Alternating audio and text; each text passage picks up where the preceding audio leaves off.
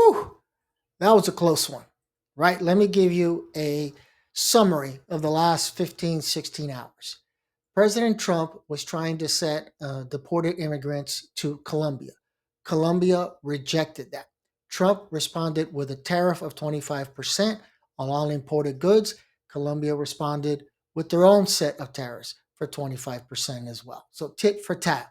The difference is this has been settled.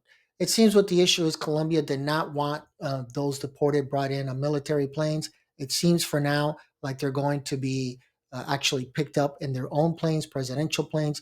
Typically, the migrants, undocumented migrants who are deported, are typically go in passenger planes.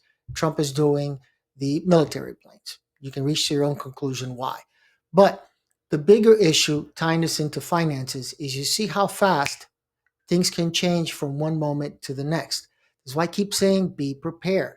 If this would have ended up being a war on tariffs and Colombia is coming to the United States to start negotiating whatever they're going to be talking about, but if it didn't go that way and it went smoothly, but if it didn't, now we get taxed 25%.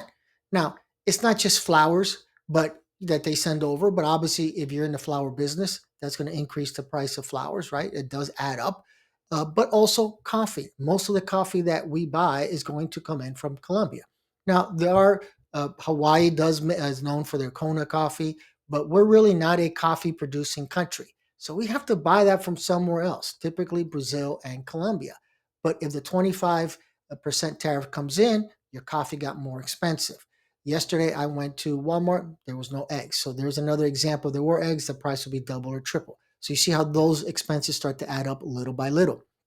My understanding is we get coal from Colombia. Well, Florida does, my home state, because it's just easier and quicker and cheaper. So, because of the distance and everything else, that's common with Florida, everything coming in through the port of Miami.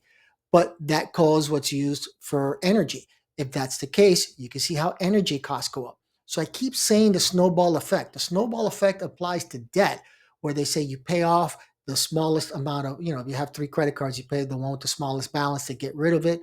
And as you keep going, that snowball keeps getting bigger and bigger. You finally get to the big credit card versus doing it the other way around because it will take you longer to pay off that debt. It's not the greatest system in the world because obviously you're accumulating debt on the large credit card debt, but at least you're paying off credit cards and you see some sort of momentum, snowball. But I'm saying the reverse, and I've said this already multiple times, where I'm applying it to debt, where the debt starts small and it starts to get bigger and bigger. And the reason is just that. If your expenses increase for whatever reason, then you have to make more income, which is really not an option for most of us. And so what ends up happening is you make up the difference with debt.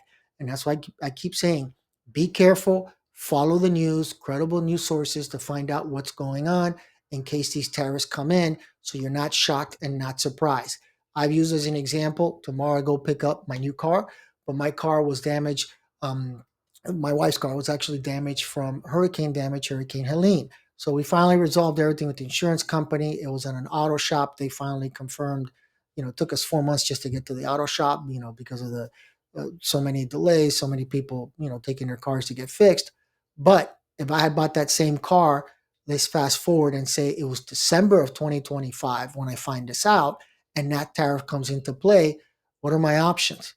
Pay thousands of dollars or more for the same car, nothing unique about it. It's the same car that it was the day before. It's just getting taxed more now. And so the only answer would be then buy a used car to circumvent that tax or a car that's already in the United States. So keep that in mind. Those are little quick ways to save money, but it's important because, again, we have to control our expenses. We can't, some things are out of our hands, right? We can't do anything about this tariff war that we might get into. But you see, it starts with coffee and anything else that just goes down the line that gets imported into the U.S. If there's a tax, guess who pays for it? You. And the bigger issue is these trade wars. If President Trump gets upset at another country and issues a tariff, we're the ones paying for the tariff. So there's no logic in between those two issues. But that's why I keep saying be prepared. Remember, political chaos creates financial instability. Okay, and financial instability is going to affect us. All right. Any questions or comments, post them in the comment section below. I'd love to hear what you think. Take care, everybody.